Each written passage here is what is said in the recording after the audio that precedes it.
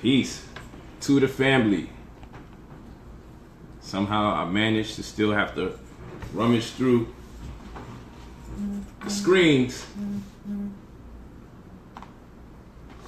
Peace to the family. We on live with my brother and great friend, mentee, everything. Hall of Famer, fitness Hall of Famer, youngest inducted, Nathaniel Dilworth. And we're going to talk to you today about disease or disease. And I want you to get your pen and your pad. I want to give you as much time as possible to get your pen and your pad ready while he introduces himself and what he does, while I make sure we locked in with the community. So, brother Nathaniel Dilworth, please give these brothers and sisters an idea of who you are and what you bring to the table, your contribution to humanity. Awesome. Well, let's try to get you connected there as well. Well, as you may know, as you may or may not know, my name is Nate Dilworth. My background is basically, if you want to know technically where I'm from and what I do, I'm actually from North Texas. I have an electrical engineering degree. As you know, as an engineer, we look at things differently, and so just looking for the average everyday thing that I guess sort of like trying to figure out how it works. We do much better at those things, and so I'm actually certified by the National Academy of Sports Medicine, which is one of the best certifications that you can possibly have. And like I said, I'm a 4-year bachelor's degree in electrical engineering, and I have my nutrition consulting license. And so that really doesn't mean anything, though, if we're not able to help you today. Basically, what we want to do is we want to bring forth some new information that may be pertinent for you and your health in particular. I would like to say that I thank Brother Polight for letting me be with them. A lot of people have seen me with them and they didn't really know who I was, but like a lot of you guys, I'm a follower of Brother Polight and a lot of his philosophies, and we're always talking, we're always building about different things that are even beyond what health and fitness are. But sometimes if you do want to be healthy, if you want to be fit, you do have to go beyond the average everyday reasoning, because there's a lot of information out there that may be disinformative of what the truth may really be about health and fitness. And what we're here to do, we're just here to bring the information that will be pertinent to you and maybe show you a little fly information that will be good for you and bring the real reasons why people are going through these problems. You already hear Polight talk to you every day about the deeper reasons why people are going through things, as it just seems that he every time ends up in the health and fitness department every time he's talking about these things, and so we follow suit on that same level, or on that same type of platform. So I'm only here to help today. I'm not the star of this show. Brother Polight is actually the star. I really look up to him and what he does for the community. So anytime that he wants to help you, I'll be here to help because he wants to. So I appreciate that. Now we're gonna get straight to work here. Of course, this is an early stream. I told you I'm committed to giving you as much as information as possible and making sure that it's absolutely free. I want you to take note of how much things you will learn today, that you can only imagine what amount of it would you have learned had you paid for a very expensive education and sifted through the things you could immediately connect to yourself. That's what I'm talking about. Because we go to school, and many people go to school under what I believe to be false pretense. And what I mean by that is, most of us have this idea to go to school for the purposes of not really getting an education, which is a half-truth, more rather to get an education so we can get a job. I don't know how many people actually go to school just for the knowledge. We may go to fight a war in Iraq or Afghanistan, Iran, so we can get some kind of leverage on our student loan or our educational expenses. Those are concessions made to you to risk your life in order that you may go to school, not exactly for the education. I'm sure you're not fighting the war for the education. You're fighting the war to be able to make a living. But there goes a very disingenuous term called make a living. It's very disingenuous if you think about it. To go to school in order to learn how to make a living, but they don't teach you how to sustain life. And therefore, you may find yourself paying to go to a university. And they never tell you anything about the cosmos unless you sign up to be an astrophysicist. So these things keep us culturally bound to a deception that really doesn't do much for us over time. And so this channel is dedicated to giving you the information that you read out of very thick books, right? You might get a book this big and this thick. It's one of my favorite authors. Yes, he's a white man. I'm entitled to have favorite white authors. It happens. R.S. Schwaller de Lubitz. This is part 1. I got part 2 back here as well. R.S. Schwaller de Lubitz, Temple of Man. It's a mathematical book. That's why I like it. I mean, you definitely have to be involved in mathematics. I'm familiar and teach or taught sentential calculus, calculus, algebra, geometry, and sequential mathematics 1 to 6. I used to tutor those things, though I dropped out of school 10th grade. But I understood if people didn't know it, I would be able to sustain my life, make a living, right? And so I spent my time becoming very proficient in those things, and then I was able to make connections with that information in my life to improve and advance my biology. And when you read books this thick, the goal as a teacher is to sift through this info and find out what it is inside of here that I can share with you in its most concise form. So I have to kind of tap into the psychology, the demographic that I'm catering to, and save you the time. Not to tell you never to buy these big books, but perhaps me spending enough time in this genre of information or this field of research, I may be better able to articulate to you what you may not have been able to understand. Granted the fact you have not been studying this for years on end. I hope you understand what I'm saying. So the reason why we have Brother Nate here, because he's shown suitable proficiency in the preceding degrees when it comes to health. And his examinations and his synopsis of what has been transpiring with the human body in retrospect to his engineering disposition, which precedes his life path as far as health is concerned, he's been able to find correspondences between the two and therefore run it concurrent, understanding that the body is an actual mechanism.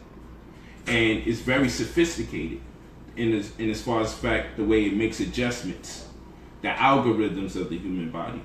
And now he can empower you with information to set you on your path of study. You may not even know where to begin. Many of us are newly found to this information. True. And I guarantee when he starts teaching, you're going to say, man, I never knew that. I'm not familiar with those words and terms. And you know, if I'm hanging around somebody and if I'm co-signing somebody, you know they're going to give you some words you never heard before. Don't get mad. He's not going to use them on purpose to lose you. He's using them because these are the best words to use. These are the words that suffice to convey that which he needs to give to you in order for you to be able to do something with it. So the goal is, in our studies, how can we make it easier for people to appreciate what they need to know and do?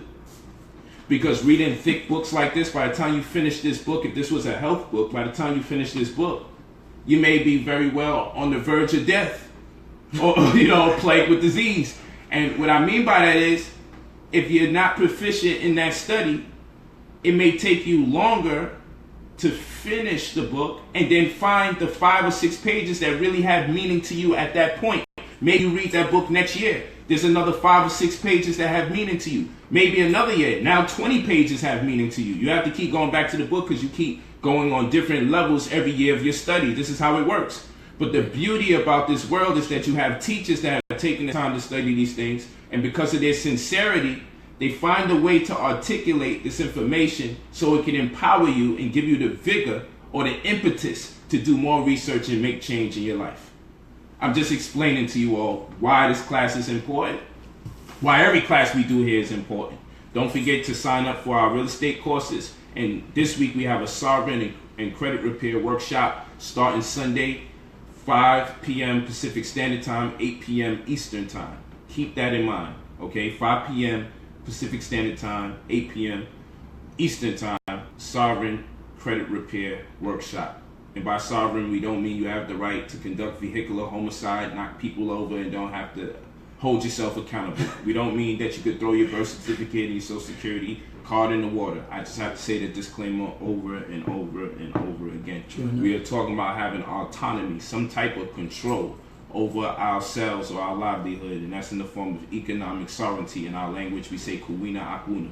In our language, Indu Asusu, which means living language. So I thank you all. Thank you, Sister Jasmine James, who gives us appreciation for sharing this knowledge. All right. Now, let me ask Brother Nate some questions. This is entitled Disease or Dis-ease. Exactly. And a lot of the biological anomalies, idiosyncrasies, and idiopathic disorders. By idiopathic, we mean there's disorders that arise because of reasons that really even people in medical science can't really explain how it manifested. They may come up with a treatment, but they themselves may not know what's the inception of it. That's what we mean by idiopathic. Let's build. I believe a lot of the idiopathic disorders that we are confronted with is on account to some kind of emotional distress. And I find that Brother Nate feels the same about happiness and relativity to health. And therefore, dis-ease is very relevant to this conversation. I want to ask Nate about the tests. Okay, I just did a course where we was going over some tests that people should take. And I want you to elaborate in great detail because I know that you have amazing results with all the body transformations, you being inducted into the Hall of Fame because there's so many people in such a short period of time are achieving the results that they're looking for physiologically wise. And so I want you to first discuss with the people what kind of tests should they take. And the reason why I told the people they should take some of these exams that you're going to go over, and you're more likely going to go even further, far and beyond, I said we want to approach health holistically. Right. And the way that we arrive at certain diseases are not exactly the same. So you can have cancer and I can have cancer and someone else can have cancer. But the way we wind up getting cancer was under different circumstances and conditions. And therefore we have to factor in as much as we can, whether it be gender, blood type, weight, age. We have to factor in ethnicity in many cases. There's so many permutations that it stands to reason that we can all we can find ourselves in the same category of disease, but how we arrive at that disease is a whole different story. And therefore, there's certain prerequisite things that we should do or find incumbent to get done before we even really start allowing people to diagnose us and tell us what we need to get done. And this is what I disagree with the medical institution, because I don't know when anyone has ever really gone to a doctor and before they start their testing tell you, have you done a mineral test for your hair? Did you get a CT scan? What's your testosterone levels like? Do you know? We don't even know enough to ask those questions, and we don't know enough to know that they should be asking us these questions because we might not even have to go to the doctor. Granted, we understand what these things mean and represent. So can you tell us some of the tests that you think is prerequisite to a person being able to conduct some form of a self-diagnosis for themselves? Because the more you know about yourself, the more you empower the person you're looking to for help to aid you. Right. Right? So what are some tests that we should have done? How much do they cost about? Why the necessity for the test? What exactly are you looking for? If you can just give us this. Test one. Give us the first test. Okay. Well, I would say the first thing that a person needs to do is have a CBC test. That's going to give us the blood platelet count that you need that's in your body. Actually, if your blood or your red blood cells are very low, you may be anemic and not know it. Also, another thing is depending on which individual that may be, certain people react differently to certain levels. So Brother Polight may have a certain amount of red blood cells that is flowing through his body and a certain amount that's flowing through my body. And for him in particular, it may be better for him than me, or vice versa. So we need to have a CBC test. Also, if you don't know what the red blood cells do, the red blood cells carry oxygen through your body. So you could in particular know that you're going to have to change certain things about your meal planning as this arises. So let's just say we take a CBC test and we find out that we have low red blood cells, right? So what do? Now, a lot of people, they don't know. And so for my perspective, we go, okay, well, let's check this out. We know that there's many ways that this can come about, but let's take a look at what is the most common thing. So with that in mind, I'm not going to do too many complicated things for a lot of different people. We need to take a look at the iron levels of the body. Now, keep in mind, iron is something that is needed by the body to boost these red blood cells, but we may not even know that we need it. So there are plenty of foods that bring iron or your iron levels up. And sometimes a person makes it so far that they have to actually take intravenous iron. I mean, it could get to that point. When you go to your doctor, it may be a little bit too late to be attempting to eat your way into having enough iron. So you may need to take it intravenously. And so you may not even know it. Like Brother Polight was saying, you may be on the verge of death by the time you figure out what's going on with your body. Also, a test that you should do is something that's called your A1C. Now, A1C is very, very, very important. Why? Because there's a lot of people who are on the verge of being diabetic and they don't know it. That range of being diabetic or pre-diabetic is between 5.5 to 5.8 on that scale of A1C. Now, they call this pre-diabetes, and some people have a tendency to even go, oh, well, I'm not diabetic though. Let me just wait till next week to handle this. Now, you're leaving the office knowing fully well if you may do one more thing, you may slide into a state of dis-ease, but you have a tendency to want to just wait one more day, and you can imagine what can be already on that person's life. As an aside, like what Brother Polight was talking about before, and I talk about, is the state of the happiness that a person has whenever they're thinking this way, because it's absolutely not logical for them to think this way. With this in mind, we have to take a look at why the person is actually maybe eating the things that they're eating, but since we're talking about testing, we'll come back to that later. Another thing for males, they should have a testosterone test. If you don't know, males do not act correctly when their testosterone levels are too low. Now, a lot of people want to go out there and they get something called TRT, or testosterone replacement therapy. Now, this may not necessarily be the answer that I would tell people to do. My thing is more from a holistic standpoint. There are a lot of things that you can eat to keep your testosterone levels up. And like Brother Polight would tell you, rather than things that you may eat to keep it up, there may be things that you should not eat to bring it down. Because a lot of people are always thinking, what can I eat to be better, right? No one thinks, what should I not eat to put myself in a position at which would make it bad for me. So obviously you need testosterone for levels of a guy is on average more confident when he has higher levels of testosterone. As you see, sometimes you'll become more worrisome as a guy if you don't have those levels, or you become unpleasant. Another test and that you should have in particular for women is a progesterone test and an estrogen test. And a lot of this, a lot of things that have to deal with the hair, a lot of just the hormone imbalances in particular in the body, which I won't go too deep. Y'all can look this up. But there's actually 4 different type of estrogens that exist. A 1, a 2, a 3, and a 4, and 4 which comes in the time of pregnancy.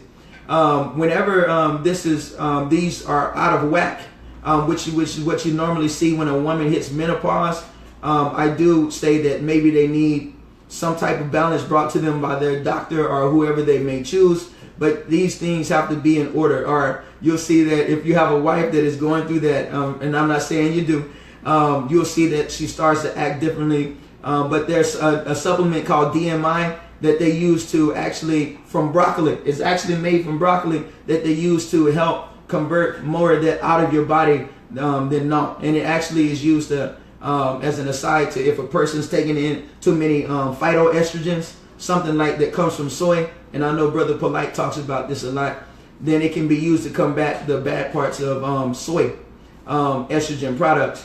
Another test in general, I'm giving you some in general tests here, but also basically an FH test. And what that does is you have something that your brain produces to make your body actually produce the hormones you need. And sometimes it's like you have follicle stimulating hormone, and then you have, I believe they call it luteinizing hormone. So I'm sorry, it's not FH, it's LH. So luteinizing hormone for a guy, what does it do? It's something that your brain sends as a signal down to your testes to make sure that your testes are stimulating enough hormone in your body. Now you can imagine if you're not correct in this area, you may not be making enough, and it may not be that you need some type of replacement. You just need to intake foods that help optimize this. Sometimes it has been used, not to say that I'm going to tell you everything scientific today, so not ever proven, but it has been used tribulus to actually bring those levels up. So those are a few of the basic, what you call in-doctor tests that you should do. Progesterone, estrogen,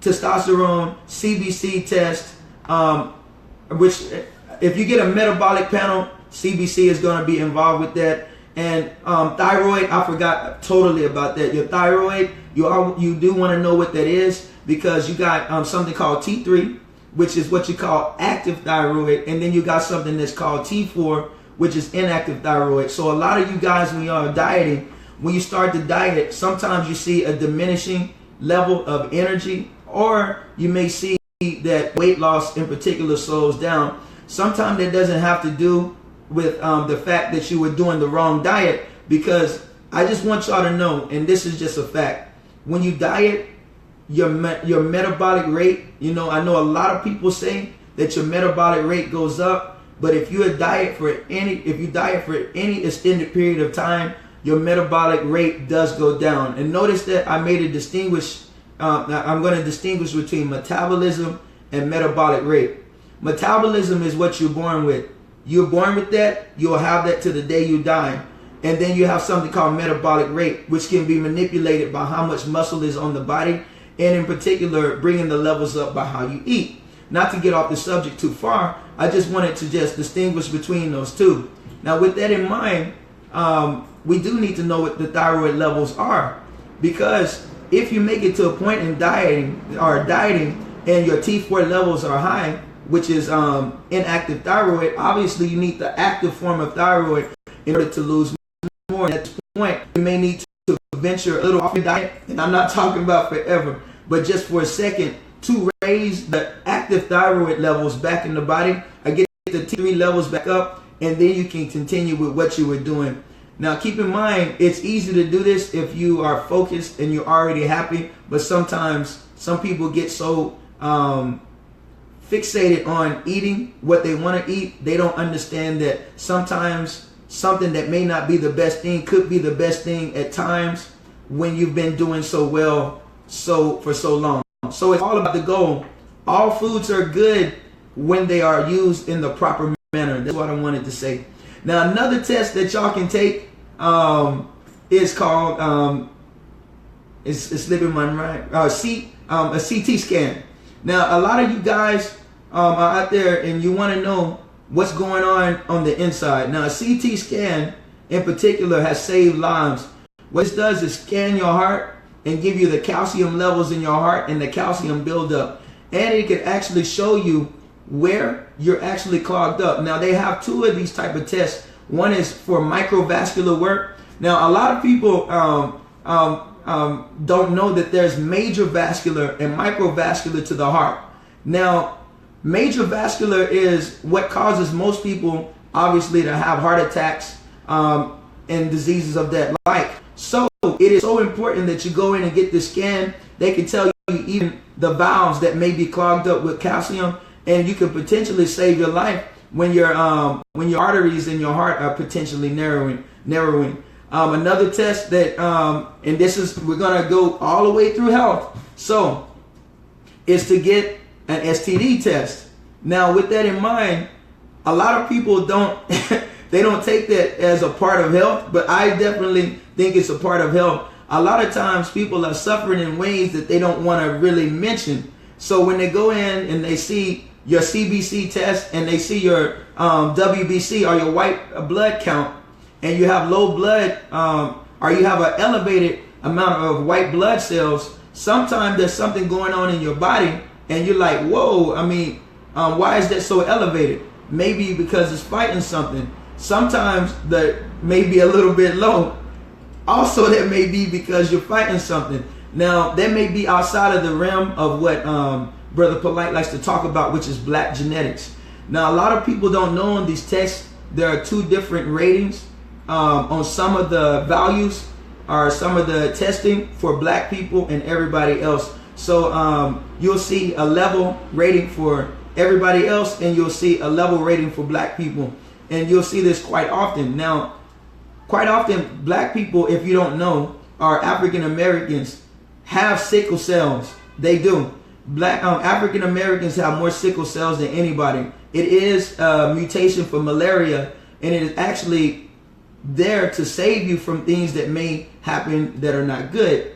Now, but to stay on the subject of the STD test, and I don't want to go too far away from it, it can actually allow you to see why some of the other counts may be off. And hey, if something's wrong, get it taken care of so you can be overall healthy for the rest of your life. And this is just a serious thing. I ain't gonna even be lying to you like that. And then people don't want to talk about it, but it's absolutely true.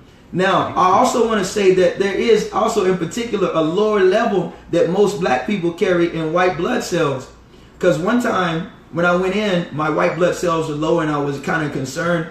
And I went to him and I asked, I said, well, why is this the rating and my white blood cells are already here? And they said, well, African Americans on average carry a lower level of white blood cells or don't need as many to kill the same amount of diseases that may come in their body. It actually may be more harmful to them if they have more white blood cells than what they had. This is just true. So with this in mind, put those two together and that's going to give you a good reading for what you need.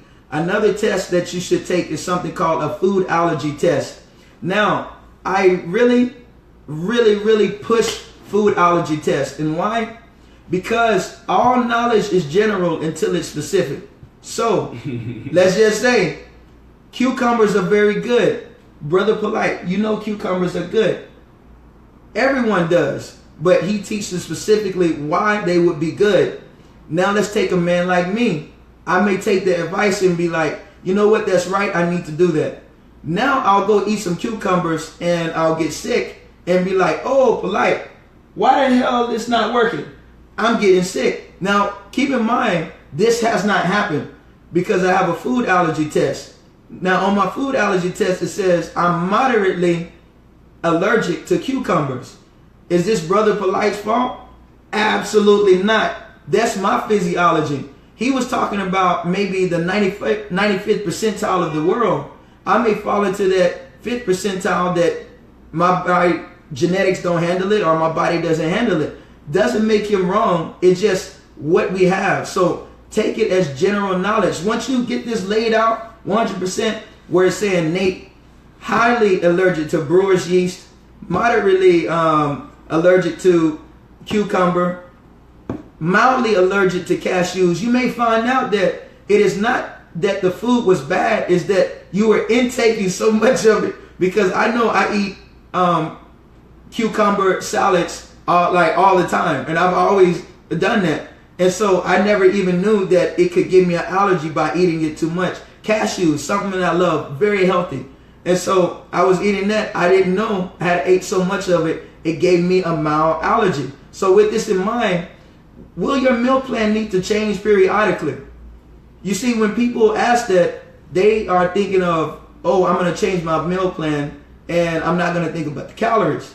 But there is a specific way to get somewhat of the same nutrients from something else and keep the calorie level the same. So with this in mind, why wouldn't you switch to something else? So if cucumbers are hurting me, well, there may be something else Polight can tell you that would be absolutely great to do the same thing and take as many calories of that as what you were eating. And you may eat it and start losing weight and notice that, oh, I'm losing muscle. No.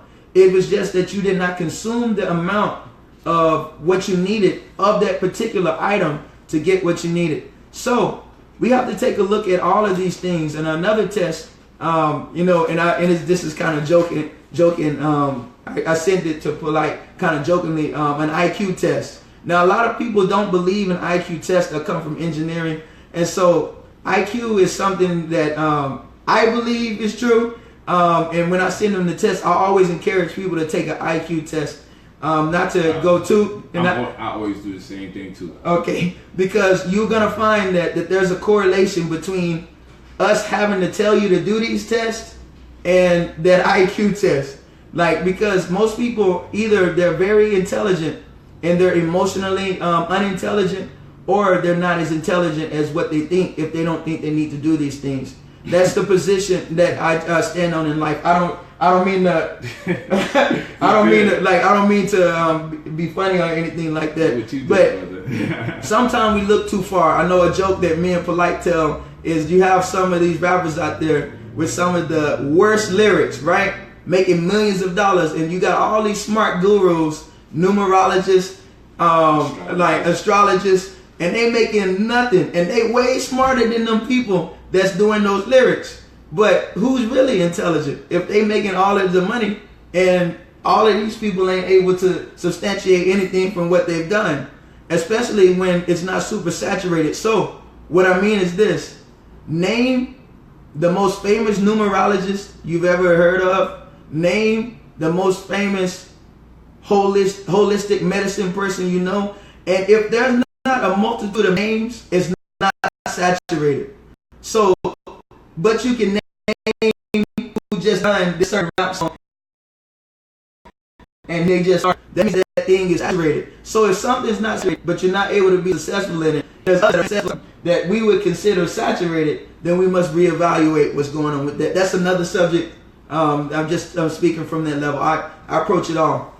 So with that in mind, I think those are some great tests for you to do. I always encourage to get an MRI too. I know it sounds weird, but when you get an MRI and you get your body cut up on that machine, and not literally, but cut up in layers, it may show you some things that you may not have even been thinking about. Some people have even caught cancers during a scan for something else. So I encourage all of that testing. Once you get particularly a better look at what you need. I mean, for me, avocados, they were very good, and I was having them. I took the test, and it said I was allergic to avocado. What do I need to do? I need to combine some acetylcysteine or an amino acid that's good at cleaning out the liver, as well as using garlic. And that may balance out what it is, since it's only a moderate.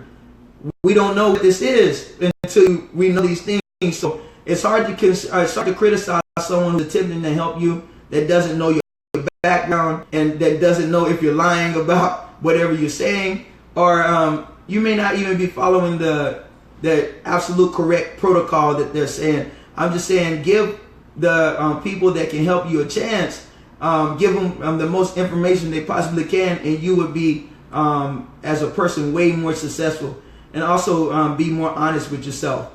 I would also like to say that in looking at this, and we're going to break this down, me and Brother Polight, because he's going to give me some more questions. Make sure that you're happy, right? I know this is weird for me to say.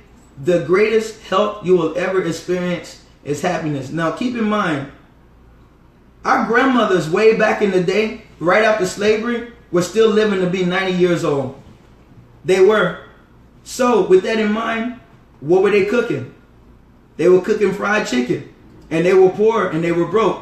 And a lot of times they would bless that thing, and they would say, let that be a nourishment to our body. And I know a lot of you guys know that out there, even though it was wrong. But it is almost the spirit behind it and the love that was behind it that made the food better than what it was. It's because the feeling that you had that went along with it. Now, today, that could be maybe detrimental to us today because of what we have access to in order, as far as our consumption is concerned.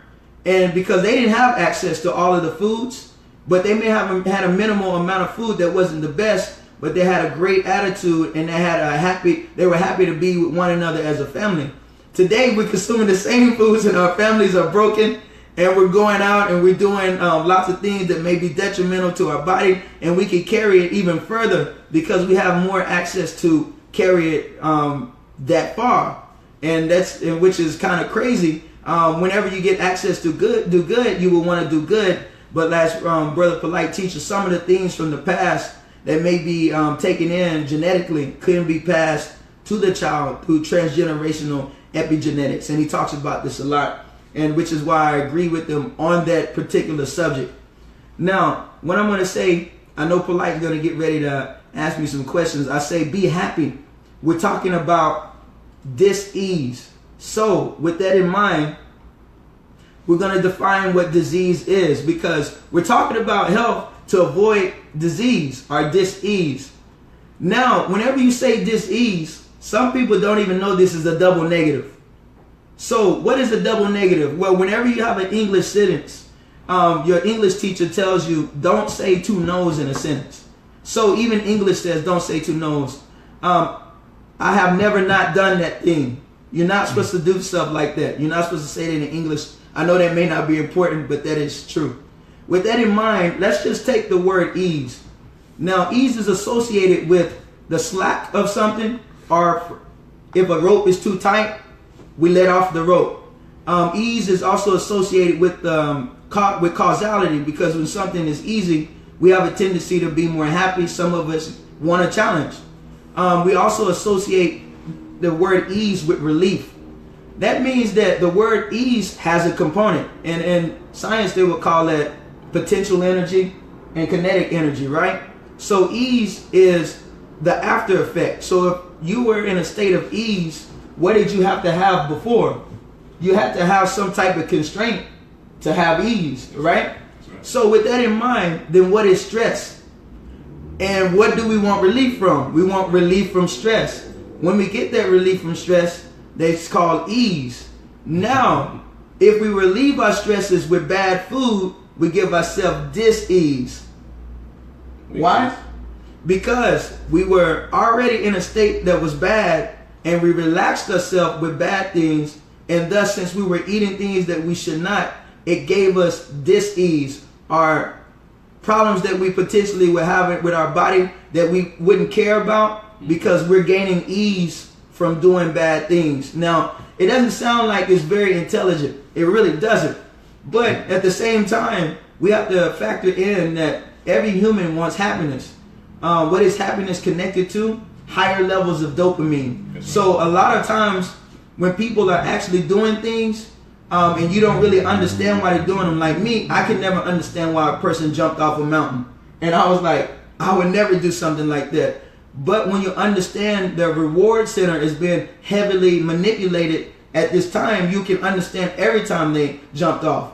So if you had the absolute, and according to humans, if they're normal, the absolute best feeling that you can have is a sexual orgasm, right? It rewards you. Why? Because the human race was meant to move forward and meant to procreate and have children. With this in mind, certain people get to the level that they have to go beyond that because they don't actually live their life to actually be able to take control of that type of sexual energy, or use the energy to do many things.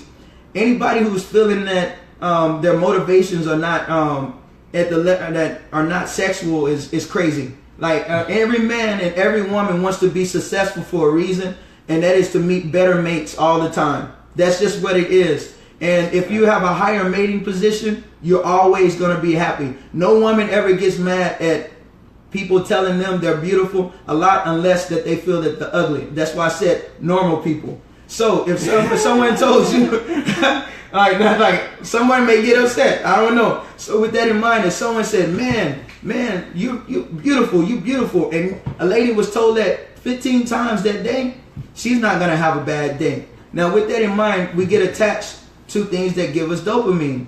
What does this mean? Sugar has a high affinity to produce dopamine in the mind. There's even a study that we don't have up right now, but you can look this up. The sugar is associated with almost having one hit of crack.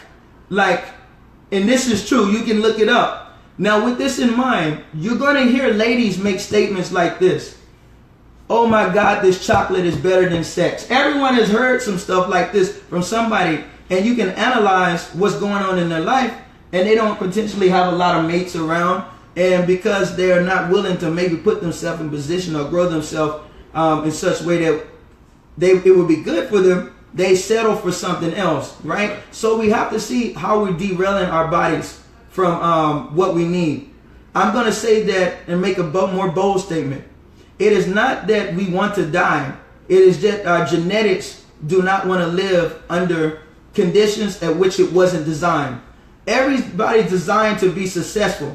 With that in mind, if you go out every day and you're not being successful, you're going to start feeling bad, and you're going to have to replace this with something, right? You don't have to, but you will. Why? Because if your body doesn't want to live under stressful conditions, it's going to find a way to kill itself. And since the human body doesn't want pain, it's going to give you morphine at the same time. What do I mean? Well, you don't want to do the right thing, you don't want to be happy, or you don't want to find the happiness, or you don't feel it's important enough, you start eating things you shouldn't. Then you get happy. But what happens? The double negative. You get disease of the heart. The fat keeps growing. The fat keeps growing in your heart. Your body is actually bringing you to a level of death, and you don't even know it. That's right. It's actually moving you straight to a point of death. The more merciful thing, and again, this is him bringing me on. This may not be his view. The more merciful thing for a person to do would be to kill himself quickly. Why?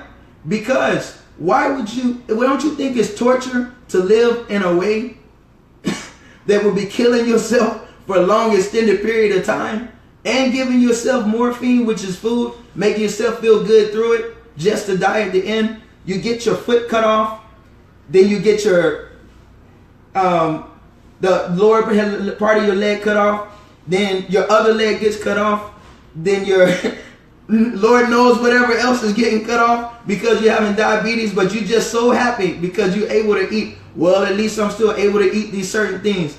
This is insane thinking. It's like we discussed today, where one of my daughter's friends' mother took allergy pills so she can continue to eat the food that gives her allergies. She said, hey, let me make sure I take these allergy pills so I can eat this cheese. And automatically Nate seen me go, I had to take a walk because it's not my place to be rude or disrespectful to people. And obviously, if this person's in a space where they're taking allergy pills so they can consume the food that gives them allergies, then not only can I make an estimation about where they are emotionally, right, and intellectually, I can also make an estimation about IQ test. I can also make an estimation about the doctors that gave it to her and suggested that she use these things for this reason. And so it wouldn't matter to me at this particular point who has a degree, because if you have a degree and you give me medication that I can consume in order that I may eat food that I'm allergic to, how in the world could that equation make you the benefactor? You cannot tell me something wrong still doesn't transpire. If I take something for my allergies to consume something that gives me allergies, something has to be going horribly wrong. 100. This is not the cure for the allergies. And furthermore, your body will create allergies just because of an overconsumption of that particular food, which is why you have to have rotations. And one of the worst things that we do, especially when we become vegan and vegetarian, we find a comfort zone and we'll eat ourselves into diabetes. You'll find many vegetarians losing their teeth, okay? Or their bones become too brittle. Not because the food that they're eating is bad, not necessarily, but they have the same foods, and there's this, you don't have a heavy rotation going on. You have this thing where this is what I'm eating Monday, Tuesday, and Wednesday, and if I go through the month, I'm pretty much eating the same thing all the time, every month thereafter. And so that lack of diversity causes you to do any of a number of things. What it can do, one, it'll make your body create an allergic response to what you've been overly consuming to protect you from yourself. 100. And that's in the body's under the presumption, believe it or not, that you're probably taking tests. That's where IQ comes in. Like, you've been given the intelligence to know to look for these things, but we may disregard that. So the second line of defense may be to go blind or pass out or get bumps on your skin, some kind of marker that something you're eating probably isn't right. Another thing that can transpire when you don't have foods in rotation is that you'll wind up with an appetite. You might start drinking, you might start smoking when you never was. You might start craving chocolate when you never did. And that's because there's something in that food that you're not getting from the regular order of things.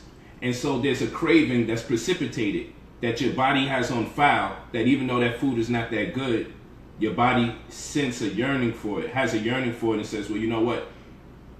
Though this food may not be what we really need to sustain ourselves because we're not getting it from anywhere else, we do know that he likes his Twix or his Snickers. So you know what? There's something in that caramel, even if it is not authentic caramel, we know he eats that food. We know he eats that pumpkin. We know this person drinks that alcohol. And for whatever reason, your body will say, you know what? There's a necessity for a craving just to get the one thing that's in there or two things that's in there because you're not getting it from somewhere else. 100. And that's what transpires. So the body is always thinking all the time, whether we refuse to. It's always thinking, and we're not talking about outsmarting the body.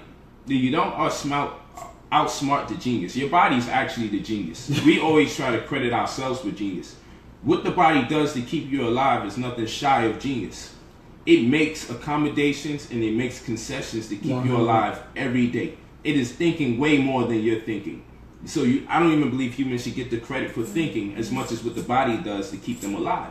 So what we now have to do is captivate ourselves to, or encourage ourselves to catch up with the pace of consciousness of ourselves. In science, we call this autopoiesis. Autopoiesis is a cognitive ability transpiring on a cellular level. How your body interacts with itself. How bacteria even is thinking and communicates amongst each other. Good bacteria, that is. So we have to now find out how to establish a credibility intellectually that would afford ourselves the opportunity to respond and conform to the cellular matrix of the human body. That's it, man. That's 100% the truth. Polight's laying it out for you guys, and so that's what I'm saying. You know, if people would just consider for a moment that. Keep going. Okay, cool. If people would consider for just a moment that the body is, in particular, a machine, always updating itself, always planning for the next move, they will do a lot better. And let me tell you, if people work out, let's just say it has been known that if you work out, it is a good anxiety reliever. And they always say, I'm going to give you a little bit different way of looking at it. As far as stress is concerned, and as far as getting your health back in shape, or just getting rid of stress, they say to work out. Now, check this out. Evolutionarily, when a human gets in trouble, there are levels of epinephrine that go up in his body or her body. So she starts to fight. When she fights, she's fighting for her life. Now, keep in mind, we don't arrive at stress right off the bat. Because most of us, if we incurred enough stress right off the bat, we would go straight into fight or flight. Something's always bringing the level up over life to where you have to get used to whatever you were going through. So let's take a look at exercise, for instance. Now, we have the stresses of life, and we deal with those stresses. Some people call that weights. I call it weight training. If you are dealing with the stresses of life and you're lifting it every single day, guess what's going to happen? If you overtrain, you're not going to be able to recover from it, right? So I'm going to take the example of lifting weights. So we're in there lifting weights. When you're lifting weights, let's just say the bar is on top of you. I know a lot of people may not have done this heavy amount of weight, but I'm just going to give you an example. You're lifting the bar. Let's say you have nobody to spot you, and spotting means somebody's there to make sure you can rack the bar in case that you run out of energy. Now you start pushing, and you're pushing, and you're pushing, and you're pushing, right? Now you get to a point that you get tired, and imagine your spotter walks away. What will you do? That stressed out position will send you into a state of fight or flight.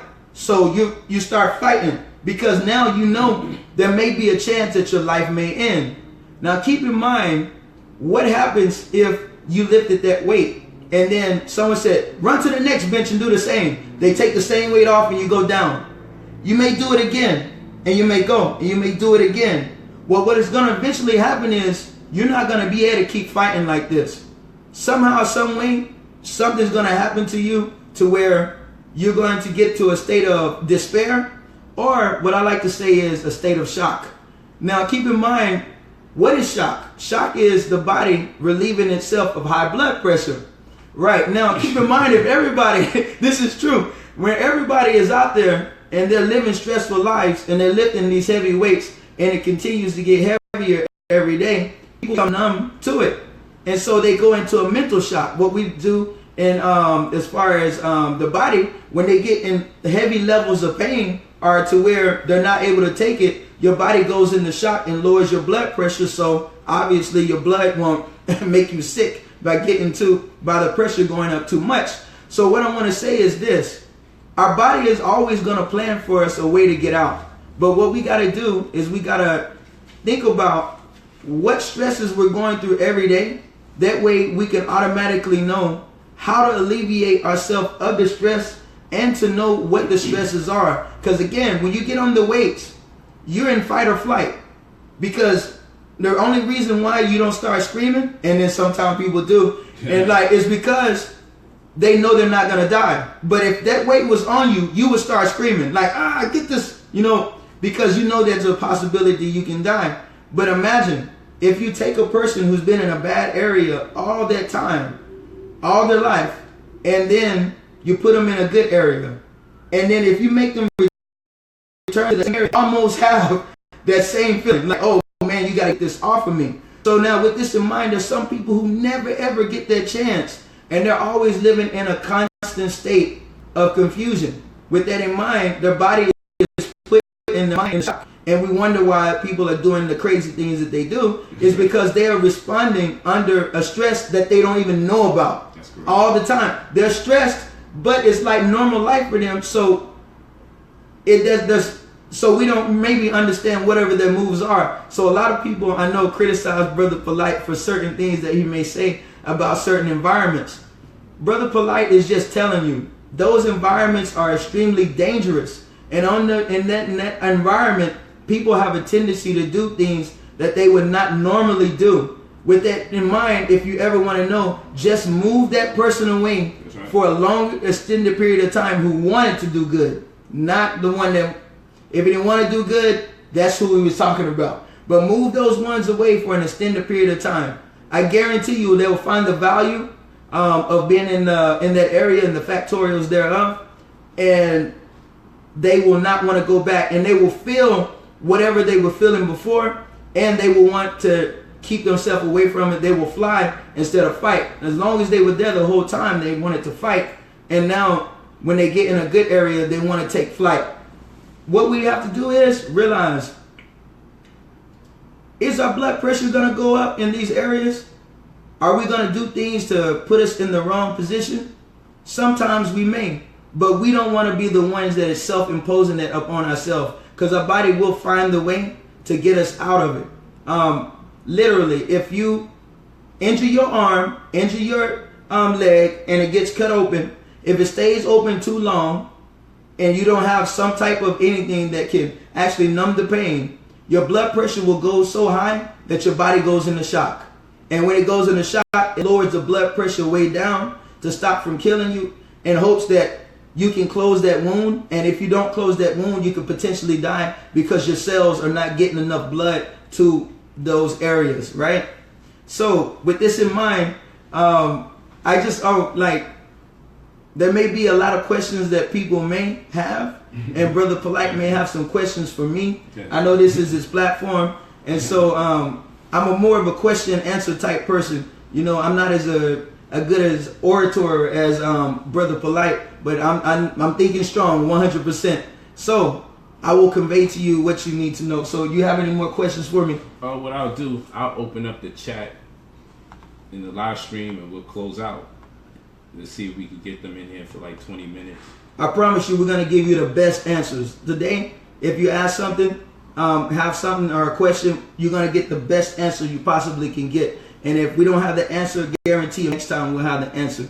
But you have two Wikipedias right here, practically. You got Polight Strodamus and Nate Strodamus. But you have two Wikipedias. We just gonna play that back. All right, so I'm putting the link in the chat. I know a lot of you have questions. Those of you that are live with us on YouTube, let's get it. Those of you that are live with us on YouTube, I just put the link in the chat for you all. I just put the link in the chat yet again.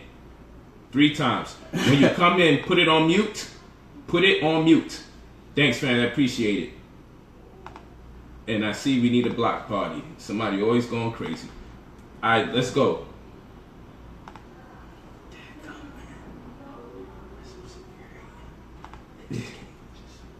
It's crazy. Let's go. So I imagine that y'all will be coming in any minute. Just put it on mute. I know it's a slight delay from what we do live. There you go. Just put it on mute. You got the links. I saw your questions in the chat. I seen y'all saying Polight is ignoring me. He sees my questions. No, I want to give you an opportunity to ask live. Otherwise, I would have read them. Put it on mute, family. Put it on mute, family. I'll put it on mute. All right, I'll put you on mute. Don't worry about it. All right, hold on. Don't worry, King. We're going to get you back. Those of you who had questions, come on now. I don't want to read off your questions. I want you to come in here and get the organic experience. Just put it on mute. It's the best way. As you come in. Let's go. Let's see. All right, we're going to deal with this brother here. I mean, I know y'all used to my evening energy. This is our afternoon energy. I know I don't normally do this, but I had to take advantage of this opportunity with the brother Nate. Okay, brother, unmute your mic. Just look for the mute button where it says microphone. It's the second image to the top. Just press that and unmute it.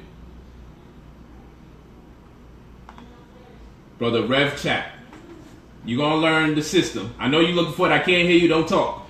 Can't hear you. You can hear me. Hit that mute button. There you go. Oh, unless that's somebody else just coming in. Yeah, that's somebody else coming in. Come on, Rev Chat. It won't allow me to unmute it right now. You got to unmute it. Come on, brother. You can do it. Hey, what's up with this guy over here? G just fine. Yeah, get that light on. What's up, King? What's going on, man? What's your name? Where you from? How y'all brother doing? Doing good. Damn, you got the hood in there. What's good? Yeah, it was good, man. Hey, I wanted to question, man. I was just talking about it earlier, man, about death. And I was hearing them say something about our body was never really meant to die. You see what I'm saying? Hold on real quick. What's your name and where you from? Okay, my name is Gary, brother, and I'm from Memphis, Tennessee. There we go. There we go. All right, so let's go in. Ask the question again, my brother. Okay, so the question was, well, I was hearing them say something about how the body is never really meant to die. So I was trying to get a little more understanding about that. Okay. Was it from you or from me? We both can tackle it the way I do it. We both gonna go in. What I would say is this. There's a misunderstanding about cancer, right? And what people don't realize is cancer is inevitable. In order for you to die, you have to have cancer, right? 100. So everyone gets cancer. They just don't tell you this. It's a part of the death cycle, right? Now, and I'm talking death in its conventional form because this is actually death in contrast to what transpires in the transition based on our ancient Kemetic science. Let me say that. All right. And then if a person believes in life after death, then that's a testament that this is death because life comes after. So we actually wait in anticipation to live. And that's what our ancestors discussed, that the conscious community exists hereafter. All right. So one, cancer is inevitable. Therefore, death as we conceive it is inevitable. Two, I would like to say that your body has a biological clock. Okay? Let me just mute this person real quick. Yeah, that your body has a biological clock. So that means there's a reference point for your body whereby you're set to die at a certain date. Like you have the time that you will no longer live. 18 to 23 cell divisions is programmed in your body. From the time that you're born, you're programmed with a certain amount of cell divisions you will have in your life, and you will die no matter what you've done and no matter how good you lived. But by law of what he's saying, in another way you could say it, it's the first law of thermodynamics, is conservation of energy. It says no energy is created or destroyed, only transferred. So whereas you may feel that there's a death, and the death that's happening that we conceive, life is being formulated.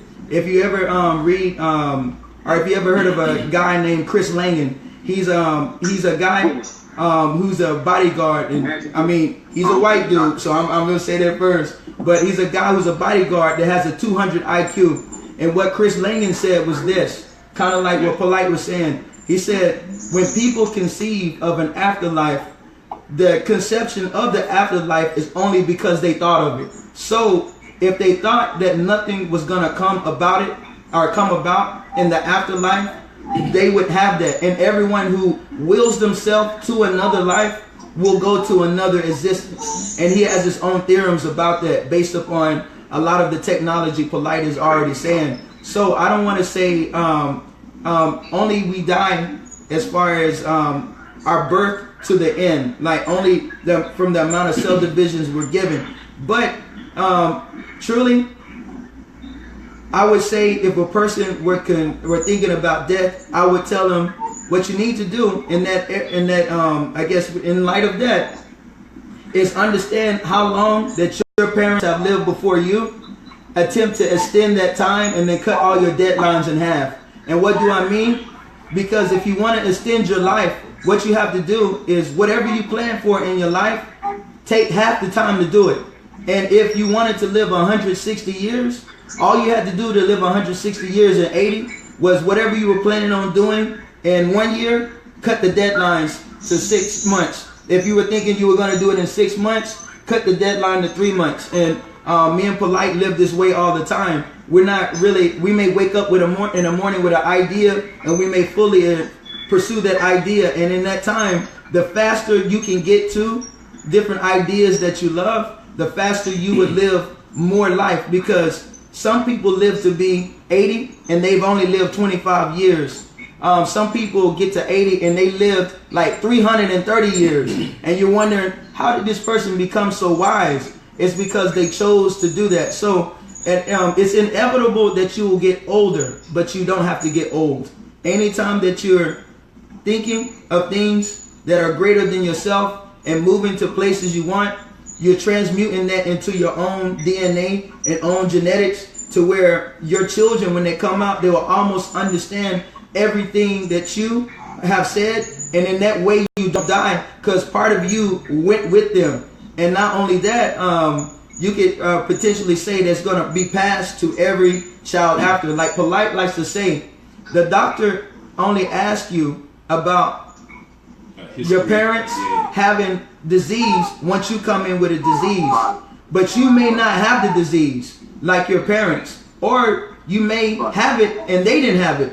But once you have it, they're going to be asking every child after, is there anybody in the history of your family that has had this? And they're going to give credit to passing those, and I like to say even more than the disease itself, passing the habits that the person got to create the disease in their body, which would probably be more beneficial to work with because disease is only 14% genetic. The rest of it is environmental. By every nutrition book that we got, it says that disease is only 14% genetic and then 84% environmental, and what that person will do with the environment. Is that a good answer? Yes, sir. And then what I will also say is this. Yeah, I appreciate that. Also understand that not only does your body have a barometer.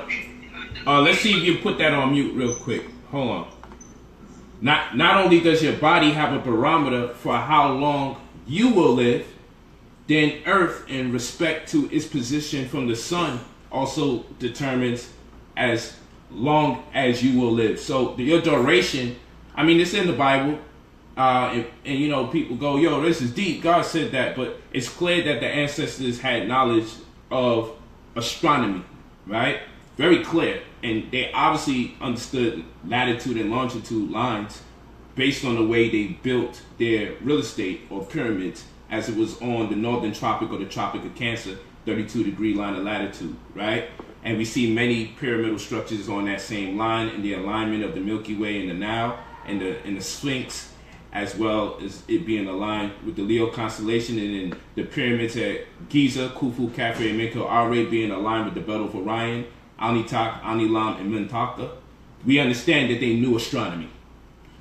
Having said that, we know that they would know that the consensus is the human body can only live in the physical shell for the most part at 120 years.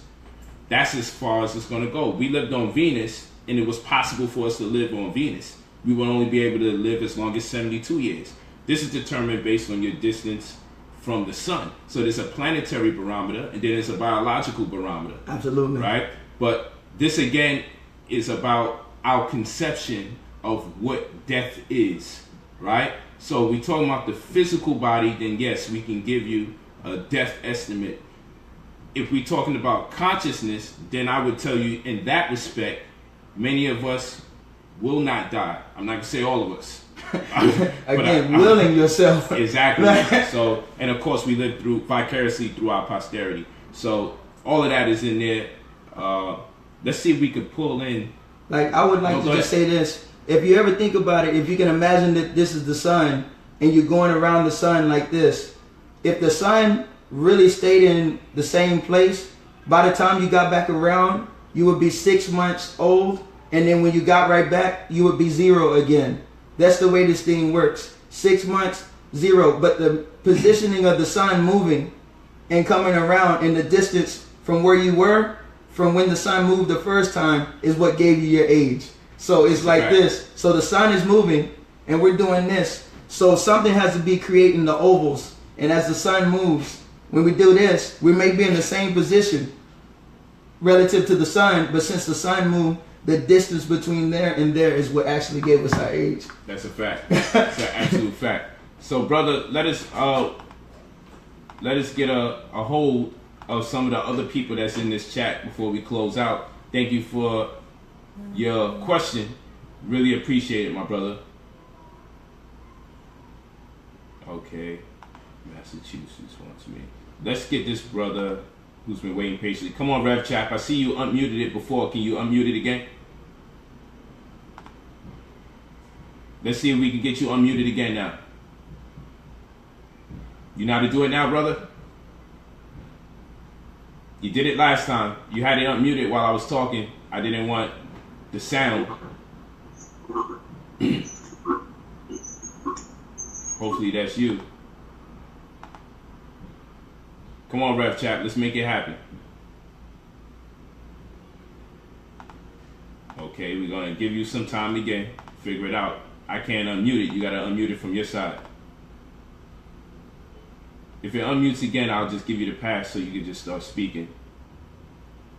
Let's get this person here. Peace. Take a look at the screen. Unmute your mic.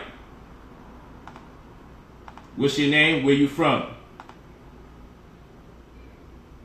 Unmute your mic. Kyrie? Yes. Unmute your mic. Unmute your mic. Peace. Good? Yes, we can. We get you. What's your name? Where you from? Kyrie Randall, straight out of Sacramento, California. Wow, okay. Cool. What's up, man? How you feeling? All right, so, man, I'm feeling good, but I'm trying to feel better, you know, with this new knowledge that I'm gaining from y'all. I definitely appreciate this right now. Awesome. No doubt, no doubt. So what's your question, I'm brother? watching live streams all the time. Let's make it happen, man. I'm glad you joined us this afternoon for this early stream. Absolutely. Me too. It wasn't expected, but I said I was like, okay, let me hop on it. No doubt. So, You know, go ahead, brother. as far as disease, for people that have different body types, you know, skinny people versus fat, or overweight people, you know, bigger people, does the disease affect you differently?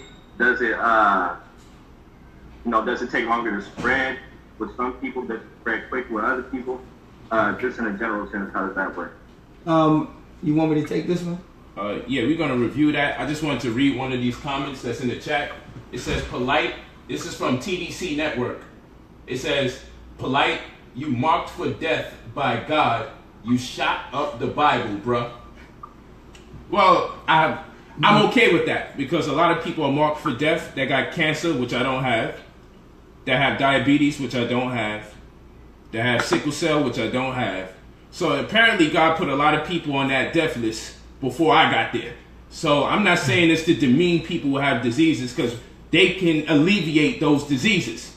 What I'm saying is for the religious zealots that's out there saying that God will take his time out to deal with little old me, what about the slave masters that castrated us? What about those Arabs that double castrated us? That's true. Okay, what about Sean Bell's murderer? All right, what about Mike Brown's murderer? Okay, why would God say, oh no, we bypassing Sean Bell, Mike Brown, Freddie Gray, bypass them, get Brother Polight. Negro from Brownsville shot the Bible. He's marked for death. God spoke to you personally and told you I was marked for death. You know what's going to wind up happening? You're going to grow frustrated and you're going to try to put it into your own hands and you'll fuck around and lose your life en route to get to me. Because that's how this thing works on planet Earth. I don't understand how religious people get a communication from God that I'm marked for death, but don't get a communication from God how to get out of poverty. It's very weird. It's very weird. And I'm going to continue to antagonize you sick bastards because I'm going to prove to you your God don't exist. Every day I tell your God to kiss my ass. Your God is a fucking fraud. So is your Jesus. Your Jesus is a fraud. He's the biggest fraud in the black fucking community. He won't even tell you when he's going to come. You hear that? Your Jesus is a bitch. Your Jesus allows his people to get raped, castrated, and subject to police brutality, and that nigga still did not arrive. And y'all still waiting for him to come save us. After 400 years, you know what happened? Your God was watching us be mutilated, raped, robbed, and pillaged for 400 years and did nothing to intercede and say, all right, lighten up, enough is enough. And after we came out of those 400 plus years, your God then allowed us to be assassinated, leader after leader. And after that happened, your God now has us subject to police brutality over and over and over again. So I'm in good hands so long as we dealing with your God. Because if your God ain't killed the cracker for killing us, Facts. I'm in good hands. I'm in very good hands. Mm-hmm. So again, I'm leaving him in the chat. Because I like those stupid comments because people get a chance to see what we dealing with. Because here it is. We had a wealth of information at our disposal this whole class. And the only thing that registered in this idiot's head was to tell me that God communicated through him that I was going to die. No shit, Sherlock. The last question, if you listen to it, we all came to the conclusion we all was going to die. If we all come to the conclusion, okay, your God has nothing to do with that. This is something that is inevitable. Inevitable. So I say this, not to digress, but we was talking about happiness and dis-ease. And clearly, my happiness is making people dis-eased. My happiness is making people uncomfortable. You know why? Because they read their holy books day in and day out. They read. They kiss God's ass over and over. Polight don't believe in that shit, and I'm living better than all of them. Imagine how that feels. If you kiss God's ass every day, and this is not Nate's opinions of you, so those of you that's following Nate, this is Brother Polight. Okay? The following views and expressions are not Nathaniel Dilworth. This is mine. I got a question. I'm coming, King. I'm glad you finally got that mic going. I'm not even going to turn it off. All right. So, Thank you. And we got to address our young brother's question first. But, you know, I haven't gone into one of these tangents in a long time. And this is what makes this thing so very exciting. The views goes up. I'm turned up. I'm lit. And now I got to have a religious debate. I'm going to put one on for this week so we can tear ass again. Because I was trying to leave them alone. But every time they wish death on me, these religious people, I get empowered. You know why? Because I say it's my responsibility to stay alive longer. Just because they wish me death. Like, that's the way I think. When they be like, yo, what if his wives leaves him? Or, you know, you'll say nothing when that white man come and take your house. You know what it does? It makes me move into this new home. They motivate me. Whenever they wish hell for me, I create a heaven for myself. In fact, I can't even think good people enough. Because to tell you the truth, my greatest motivation in life comes from people that wish me hell. Comes from people that wish me enmity and hatred. Polight, can I say this? This is one thing I always tell Polight. When me and Polight are talking, I always tell him, this brother has a great love for his people. And he always tells me. And I always say, notice I'm saying his followers. I'm not talking about everybody else. That's right. Because Polight, if y'all don't know, have followers of all genres. Y'all may not know it. All races too. Yeah, that's what I mean. So with that in mind, he has love for his followers, and sometimes even on the outside enough to chastise the people who say that, so one day they could possibly come to an understanding of what he's saying. You know, so I tell him he has much love, because I wouldn't be extending my love to people who hate on me. The fact that someone talks to you even like this to you and drop a number 1 and number 3 and number 5 album. That's what number 1, number 3 and 5, number 5 song. Well, anyway. Yeah, hey, brother. Yeah, so we're going to get back to the brother, but I want y'all to understand that that was calculated. And what I mean by it's calculated is the fact that that's the disease we're talking about. All of you have been online this whole time. I've left, you know me, I leave the trolls in there. Y'all be telling me kick them out. I like to leave them in there because I like you to see how we stay focused. You've seen stream after stream after stream. I teach adverse possession. I taught on foreclosure remedy. I taught on body mass index. Okay, I've been teaching on so many different subject matters throughout the course of the week. And you haven't heard me take any time off to address any trolls. You heard it. Don't you know? They still keep coming. So what does that tell us? And I'm going to guarantee y'all this. Most of these people are not even agents. And that's the disease part of it. Because you're not even getting paid to be a distraction. You're doing this of your own free will and accord. That in itself tells me about the pathologies that exist within the confines of that person's anatomy that ultimately affects their mind. And so the only reason I'm doing this now, because I know they're so sick that just you agreeing with me and him agreeing with me drives them even more crazy. I know that they're so sick that now I'm about to post another picture of me and my ghost. I know that they're so sick, I'm about to post us courtside tomorrow at the Clippers game. Let's just go to the Clippers game tomorrow. You don't have to do that. And let's piss them off more, because this is my cure for that type of hatred. To shove success in their goddamn face until they throw it up till they got nothing else left to throw. Because sometimes one of the best ways to remedy a situation is to throw up. Sometimes your body forces you to throw shit up. You feel me? So what I do, people think I'm showing off. I'm like, no, I'm not showing off for you guys. You guys are perfect. I only show off for people that are upset. People that don't like to see black greatness or any form of material success. I do this for the people who are angry because they're sick. If cancer could talk, it would have wished me death. If diabetes can talk, it would troll me. This is how AIDS sounds vicariously through people. People normally are not this fucking incomparable. People are not like this. They're not even human beings. They have been taken over. The parasites are using their body as a host, and they're channeling this disease through their vocality. 100. I am telling you, this is so true. What they're eating is making them do this. You believe in God, and rather than you propagate or evangelize elsewhere, you come on a platform where I have no space for that garbage. You see, I've been respectful the whole time, but now I have to tell you it's garbage. You know why I can say it's garbage? Because I am a father before I'm anything else. I'm a black man before I was anything else. I'm a son. I'm a brother, meaning a sibling, but you don't care. You would want to separate me from those people who I have those relationships with. Why?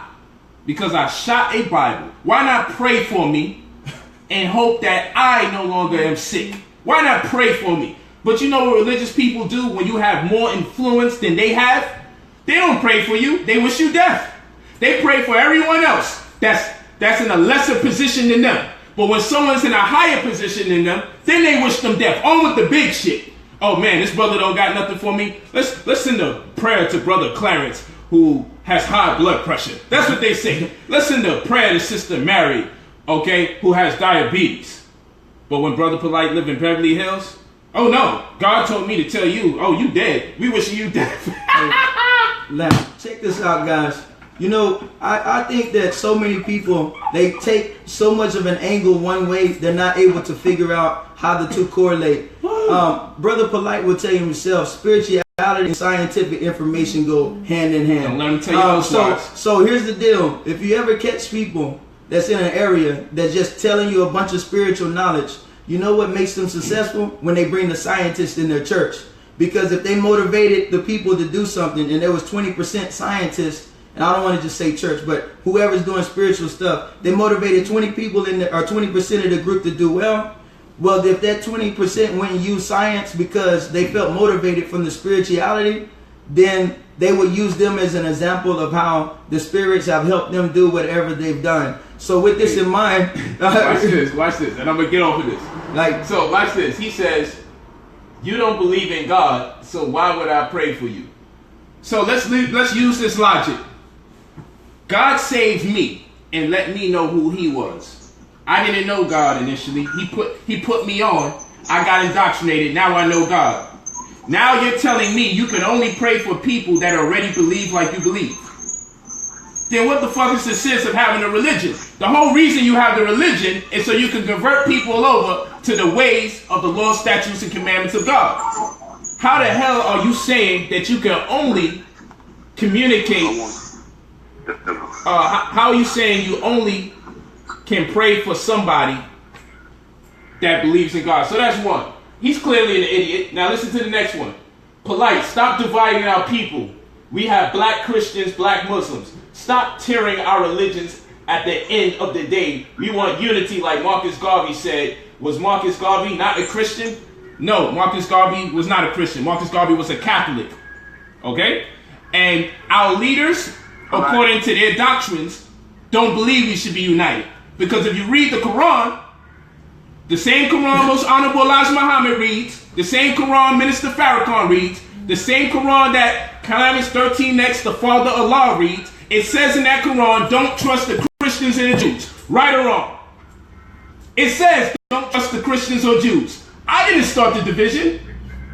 I did not start the division. So how you telling me stop tearing up the religions? I can't tear up the religions. God wouldn't make me more powerful than His religion. How am I able to tear up religion? God is way more powerful than me. I can never stop his word from being spread on these four corners. Not little old Polight. Not the one that God already is going to kill. Because I'm going to tell you, if I live to be 121 years old, when I die, they'll say God killed me. That's how stupid these people are. They'll say, I told you, he got him. That nigga could have went one more year. So what I'm saying is this. I love you religious people. This is not your show today, but you made an amazing case study. Y'all made an amazing case study for the pathology, the religious pathology that exists. We just here to teach health, man. Because at the end of the day, they're very unhealthy people. If you truly, no problem. Hold on, brother. If you truly was inspired by a divine force that suggests that you advance yourself spiritually, mentally, and all other ways, what you would do with someone like me would be either to pray for me or to ask God. If you feel it's so important for me to die, you will feel it's that much more important to have me inspired so I wouldn't lead everyone else astray. So for the brother that asked me to stop tearing up religion and we don't need no divisions, ask religion to stop dividing us as a people, because it was dividing us before I was even alive. Again, your Quran says don't trust Christians, don't trust Jews. So that means any black Muslim wasn't supposed to trust Marcus Garvey. Your Quran, the Negro that said he can't pray for me because he don't pray for Hamites, which means Africans, because he's a Hebrew Israelite. That Hebrew Israelite, my brother, who's saying that I'm causing division by tearing up the religions were already torn apart from the time of their creation. According to the Hebrew Israelite that just wished me death. Oh, pardon me, God communicated with him that he's going to kill me. That Hebrew Israelite said he couldn't pray for me anyway because I'm an African. Okay? So it's confusion. So Marcus Garvey was Pan-African. So now he got two groups of Negroes against him. He got Muslims against him that don't trust Christians and Jews, and he got Hebrews against him that don't deal with Africans. I didn't create the dissension. So don't tell me about no Marcus Garvey and unity of black people when the damn religious people you supporting that you want to be united, their doctrines say leave Marcus Garvey alone because he deals with Africans, and leave him alone because he is under the auspice of one of those Catholic sects, namely Christianity and all other things that fall under Catholicism. So I just came here to tell you today, I saw that as a great educational opportunity to let y'all people know I am too happy to wish death on anybody.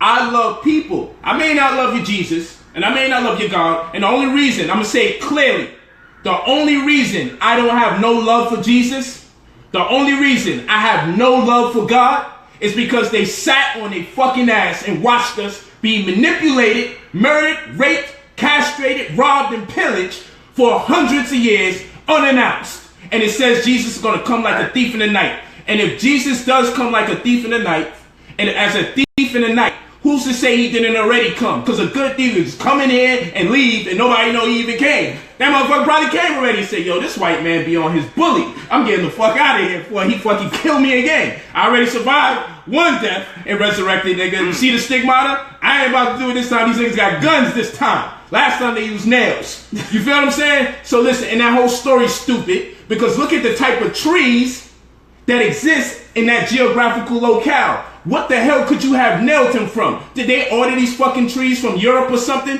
Where did they get the trees to nail a black man who had to been over 6'5", according to your Bible's description? Why is this important? He had to been over 170 pounds and over 6 feet 5 inches. What kind of wood did they use? And if they was able to suspend a man that tall and that heavy on some slabs of wood that didn't exist in that area, you know his diaphragm would have fell the fuck out. Wow. His diaphragm would have fell out. But you see, you don't want to deal with science. And before his diaphragm fell out, he probably would have just fell from hanging off his damn hands.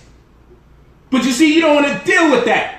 And what happened to Noah's Ark and get to a very animal? So you mean to tell me white folks is way more smarter than your God? Because they could just take the DNA. If they want to save swine, the same swine we're not supposed to eat, mind you, But we're going to save 2 of each pig and then condemn you when you eat it. Okay, fine. Okay, fine. Why God couldn't just take DNA samples, put them shits in tubes so you don't need a boat the size of New York City? Why he couldn't do that? Why he got to save 2 of every animal? And why we can't find a piece of bark from that boat? You know what religious people do? They find pieces of potato that look like Jesus and pass out and say, yo, this is when I decided to become a pastor. They find pieces of bread shaped like whatever the fuck they think is shaped like, and that's their calling into religion. Let me explain something to you all. This is the sickness that I'm talking about. Black people have nothing to do with any of these religions, and if I ask them, when was you introduced to the Bible? Was it during slavery? For you to say you love God is for you to say slavery is the best thing that has happened to you, because there was never no damn Bible before you got into slavery. Show me one indigenous culture that got a manuscript in the same order that you got this Bible. And you don't give a damn that the King James Version has 66 books and the Roman Catholic has 72 books, and that between the two of them, they still missing well over 50 books that the Vatican said we don't want in there. Why do you feel so secure reading an incomplete book? Do you give a damn when you find out the truth that you're missing over 50 books? The book of Joshua, the book of Wars. Do you give a damn that you are reading an incomplete book and you're living your life after it? You know what the insanity is? You just accept you got your 66 books. And brothers, I ask you again, if you know you're missing over 50 books that your Bible mentions, except for the word Bible. The only word you don't find in the Bible is the word Bible. It's true. You can't find the word Bible in the word Bible, but you can find the name of the books that's not in the Bible in the Bible. And you got over 50 books missing, and you live your life by that small ass book that's missing several other books. And do you care that the Vatican, that's responsible for putting you in slavery by way of the Pope, decided to take those books out? Do you give a damn that you live your life by this incomplete book? No, you don't. You don't care. But you wish death on your own brother for an incomplete manuscript. Who knows, if you would have turned the next page that they took out, it might have said, Brother Polight is your Messiah. But you wouldn't know that, would you? Go ahead, man. I'm sorry. Hey, and don't get mad at him. He's not saying that. He's not saying he's a Messiah. He's saying if in one of the, you don't know whether. I am saying. No, I got it. No, I am saying I am the Messiah of every damn hater out there, because they call me. And you ask for this, haters. You ask me to do this, and then you get mad. You love me like this. I wasn't doing this for a whole month. I didn't do this for a whole month. Yeah. I hear you. You want me to be like this. And you know what? I like it, but I say, you know what? I don't want people thinking, because you know, they be thinking devil and everything. I'm like, you know what? I'm going to lighten up on my brothers and sisters, because I do love my brothers and sisters, so I ain't going to mess with y'all no more. I mind my business. But death, I get the death thing all the time, every stream. Every stream, someone telling me I'm going to die. I ignored it every stream. Pardon me, family. Today, just be dealing with dis-ease. I have to address it, because that's a disease. Telling people they're going to die because God told you. God telling me someone else going to die. Why don't God tell you more about your own damn business? Why God telling you my business? Mind your fucking business. If God telling you I'm going to die, ask that nigga. Okay, now you decoded Brother Polight and he's going to die. When is this white man going to die for all the shit he's doing to black people? See, they ain't never got that answer. They ain't never got the answer when Whitey going to die for the shit he doing for us. You only know when niggas going to die, apparently. Your God's a fucking cracker. He's a racist cracker. That's what he is. He's a white supremacist. That's what your God is, because he only knows when niggas going to die. He ain't never give you a prophecy of George Zimmerman's death.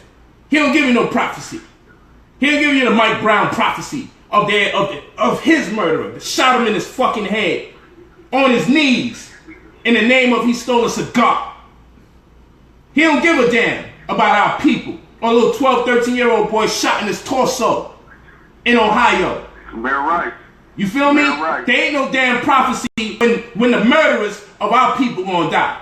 But everybody know when the fuck I'm gonna die, and when I'm gonna lose my house, and when I'm gonna lose my women, and when I'm gonna lose my children. Everybody got a damn prophecy and when that's gonna happen. But you pray on my demise. And I can take it, but you can't take it back when I shoot your book. But you know why I shot your damn book? To show people how sick you Negroes are. Because you Negroes will kill a black man for shooting a book. But you won't kill no one for shooting your people. You won't tell us who's going to die because they shot your people. But you going around, yo, you know, Polight dead now. Oh my God, he done shot the Bible. What about the people who shot your people? If I deserve to be killed because I shot a book, what does the murderer, the senseless and reckless murderer of our people deserve? Facts, man. Come on, man. And are you still talking this Hamite shit? Oh, you know, you a Hamite. You African, so you know I can't pray for you. You really proud of sounding stupid. You really proud of sounding stupid. I ain't never met people like this. It's like you get into the religion and now you're proud of this. Yo, who wore spikes? Who wore plastic spikes? Back in the ancient Hebrew days. Who the fuck was wearing those door knockers? Them niggas look like they could take that door knocker off and lift it up and a vortex will open up and they could just jump on the fucking floor. Who the hell was wearing door knockers on their chest? You're supposed to wear door knockers on your ears, not on your damn chest. I be seeing these niggas, I don't know whether to fight or knock and ask who the fuck is it. I don't know what to do. Do I knock?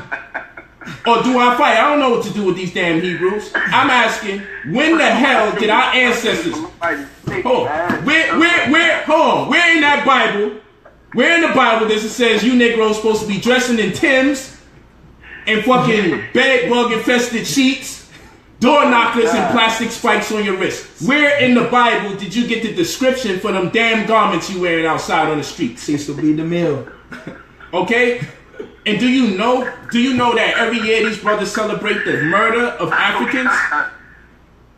They celebrate the murder of Africans every year? Oh, shit. And if an African shows up at the cookout looking just like them, a little child, they're not going to feed them? Do you know this? Do you know that my brother Tazaria thinks 200 million people are going to come out the sky in the name of Christ? And destroy the white man? But God can't. God is going to kill little old me from shooting a book. But he needs to back up Jesus with 200 million niggas who going to come out the sky. 200 million. Where the hell in your Bible does it says 200 million black people going to come out the sky gangbanging in the name of Jesus to destroy this white man? You see, when you got black men actually saying 200 million men are going to come out the sky and overthrow this white man, you know what it does? It makes them complacent. Why the hell would I even fight oppression?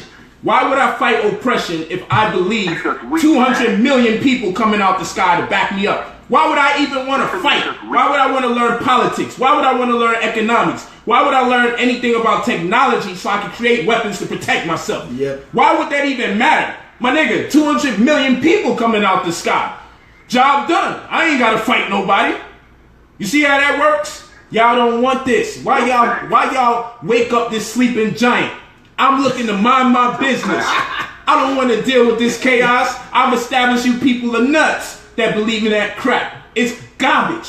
And you know why I can say that? Because every day I ain't get struck by lightning yet. You know, every day I ask God to strike me by lightning. I ask him every day, please strike me with lightning and prove me wrong so I can become a believer. Oh, you should have mocked God. Yes, I should, because I'm trying to show you he ain't gonna strike me with lightning. He gonna make my life better than your fucking life every single day. I guaranteed it. It's better than yours. My life is better than yours, you sick bastards. I guaranteed it.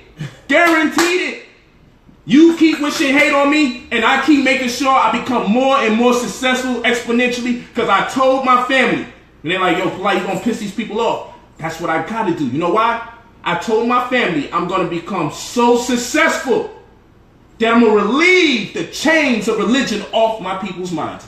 I'm gonna disbelieve so fucking hard and become so successful at the same time that I'm gonna wake people up. That's my goal.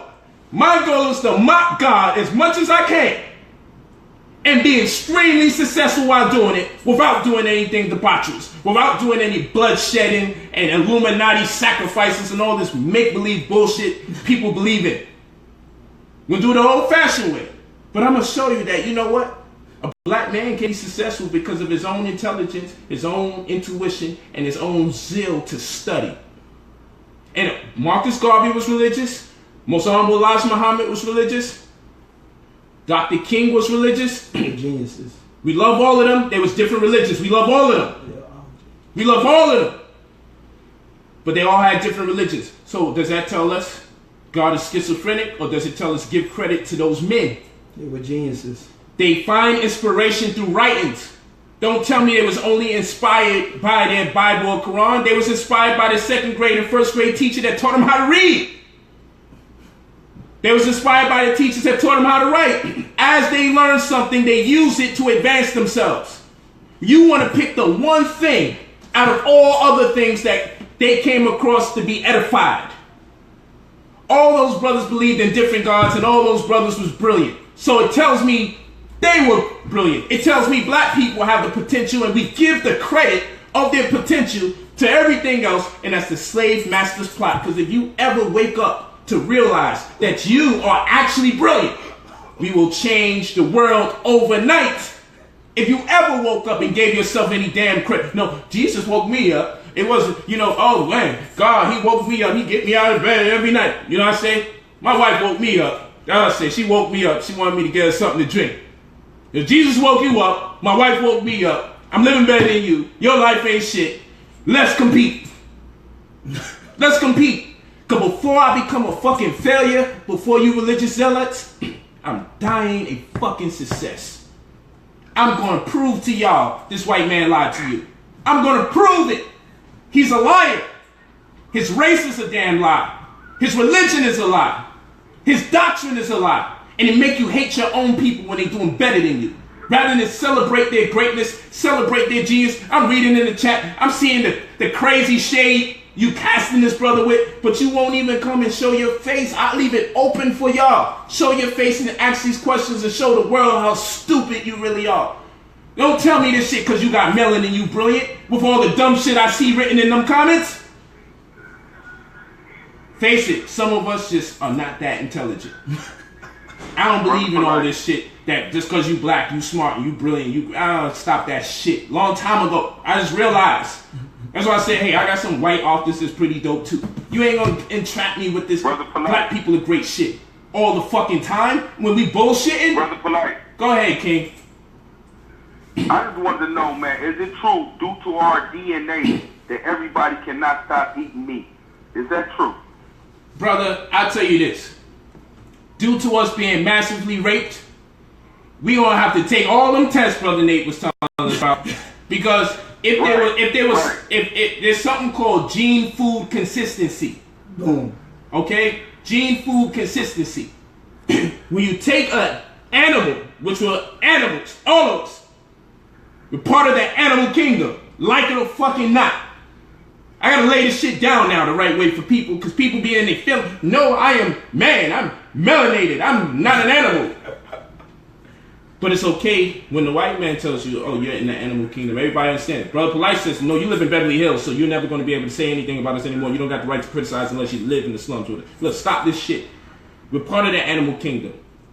Facts. If there's any doubt, just look up your limbic system and you'll see that's your monkey brain, your mammal brain. Facts. Also part reptilian. Just look at your brainstem. Reptilian brain. Taurine brain, yeah. Facts. Same cells as reptilians, just larger. More abundant in your head. So anyway, there's a multitude of different brains that you got. Each one showing a connectivity to your part of an ancient ecology. Gene food consistency demands we know this. And we're going to come back to you, young brother. Gene food consistency demands we know this. Listen to this carefully. If a tree grows super high, chances are the food that tree yields is not for you. The way nature works, if you had to create technology in order to get it, it probably don't belong to you anyway. Nature wouldn't create a thing out of your range in order that you may need it. Nature wouldn't create your food in Europe knowing you live South Asia, knowing you live South Africa. Nature just doesn't work that way. When you're part of a system, you urinate in that ground, defecate in that ground, and nature makes an assessment of what you put into the earth, and it yields you that which will cater to your specific interests and needs in the form of your disease and for your future advancement. When you take those entities out of that environment, you throw off the ecology, because now certain plants will not grow and certain animals that needed those plants that grew only on account of you being part of that ecology can no longer exist. And you create a form of randomism. It's going to be temporary, but temporary can last years. We're still living in a temporary moment. Okay? Temporary as far as maybe 1,000 years. So what's going to happen is there's a domino effect when you have people saying this is game. Let's hunt and kill these animals and take them out of existence prematurely, not even with any consideration to what they contribute to the ecology.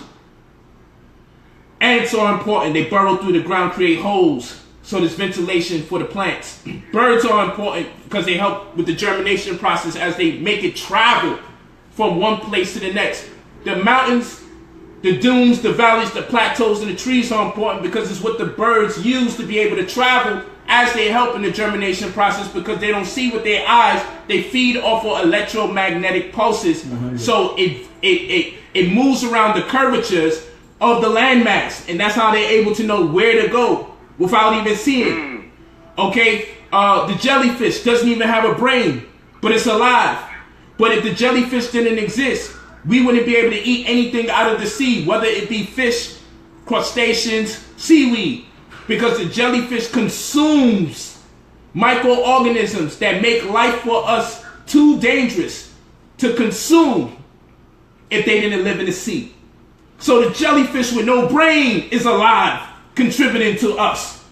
You feel me? So we can, and the bees, their navigational systems have been compromised by way of colony collapse disorder, but the bees accommodate for 10% of the oxygen breathed. And if they were serious about curing things like AIDS or HIV, they used the venom from the bees to alleviate those diseases. They know that. So now they got the bees' navigational systems thrown off because all of the Wi-Fi signals and all the other debaucherous shit that they create to throw them off. So now their lack of pollination and their inability to find their way back to their hives is compromising the integrity of our ability to take in oxygen, which compromises the integrity of the tree's ability to live based on what we respire.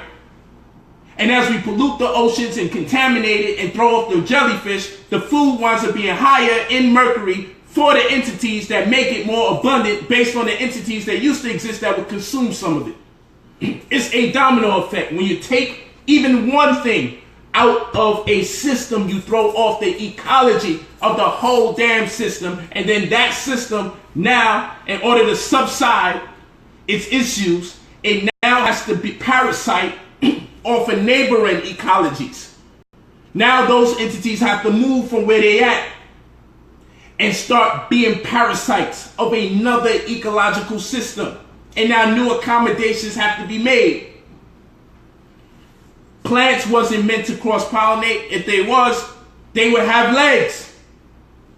If plants were supposed to be cross-pollinated, they would be able to walk to the next plant and have sex. Facts. So the birth of this hybridized paradigm and taking in foods that would have never existed and taking in these orange carrots. What the hell is an orange carrot? An orange carrot is a mutation. It is a sick version of the purple carrot.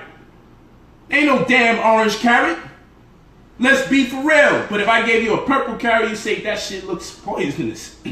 But the truth be told, the orange carrot is a defect, but because the Dutch like the color of mutated and poisonous carrots, they say, we making these abundant. Orange is way more immaculate than purple. That's what they do. So, to answer your question, my brother, we have to deal with gene food consistency, understand the collapse of an ecological system, and come to terms with the realization that between the miscegenation, the forced miscegenation, the forced rape, between the forced miscegenation and us being taken out of our ecological system, not taking in the foods and the herbs that correspond with our environment, nor even the different levels of UV based on where we come from or based where our genetic base is. The pheomelanin, the eumelanin, all of this is very important. Some of us will function a whole lot better if we're put back where we belong. Now we got to do a topology. That's a whole nother equation. So no, at this moment, none of us could just simply say, hey, I'm black and this caters to me specifically. You got to do some exams. You need to get a DNA test. Yeah, 100%. You feel what I'm saying? You didn't even have the DNA test because we've been so mixed up. You have implications bestowed upon you, thankfully enough, because of your previous slave masters, who don't even have the decency to at least say by default everyone gets a passport. Less than 10% of Americans have a passport. Less than 5% black people have a passport. No intention to leave, but say they hate America.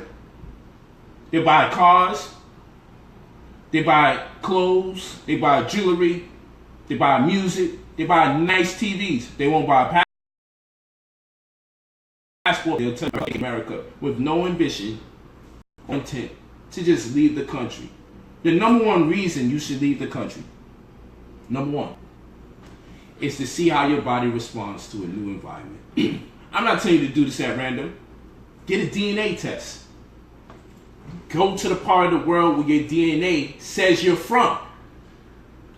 Eat that food, drink that drink, consume that herb, and get that sun. And I guarantee you, you'll lucidly dream, listen to their music, submerge yourself in that culture. I don't care if it's only 2-3 days. When I went to Nigeria, I touched base immediately with my ancestors. That ain't something y'all gotta believe. You can live your life. It doesn't pay your bills. Don't bother me or antagonize me about it. I'm just telling you, after I had some Ogbono and Mberika, I got their son, I listened to the music, I start studying Igbo, their language. I'm like, yo, this shit crazy. And you know what? To walk around and see a bunch of people that I look like, I'm like, what the fuck? I done flew how much miles away? Thousands of miles away to wind up somewhere to see a whole community of people that I look like I fit in with. But I was born in Brooklyn, New York. And so were my parents, who come from Panamanian and Bajan backgrounds. Nothing says Nigeria in the whole equation. But my DNA says 75% Nigeria. I go over there and I'm like, damn. I'm looking at my father. I'm seeing pictures of my mother. I'm looking at my sister. And I'm saying, damn, maybe there's a switch in the hospital. Now, we do look alike. But shit, to see a tribe of people that look exactly like you, that's some scary stuff when you travel so many miles away. And then when I eat the food, drink the drinks, listen to the music, learn the language, get the sun, I never felt more comfortable than I ever felt my whole life. And then to go to Egypt, because to understand the Nigerian inhabitants that was indigenous to the land, that's indigenous to the land, migrated to Egypt. Sorry for those of you that was on Facebook. It's now a wrap. I know y'all can hear me, but it's done.